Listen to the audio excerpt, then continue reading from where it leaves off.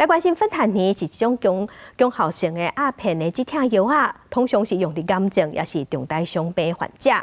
最近这几冬，美国因为大量走私，而且阁有使用过量的情形，因为食芬太尼全死亡的案例，美国去年就要11万人。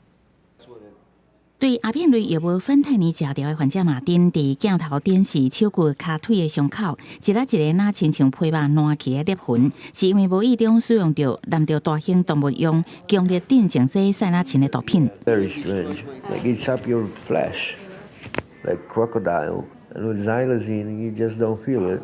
You just get knocked out. For a couple of hours. 专家怀疑塞拉嗪造成血管收缩，是引起妇人甲皮肤溃疡的原因。伤口严重时阵，烂烫骨肉也有可能爱锯掉。鸦片类合成药物芬太尼已经是比海洛因强50倍以上的毒品。一寡毒虫想讲家己食的是海洛因，结果是染着芬太尼。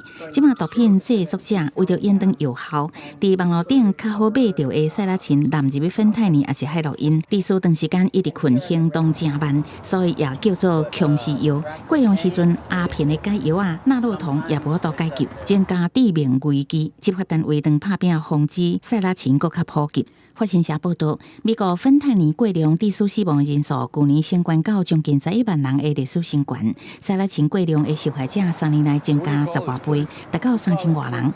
纽约市布鲁克林区最近出现第一台防止药物过量的救命包贩卖机，内底有测试芬太尼加塞拉嗪的试纸，还有伤口护理、麻醉药包、片体卫生用品，也有逆转鸦片过量的纳洛酮喷剂。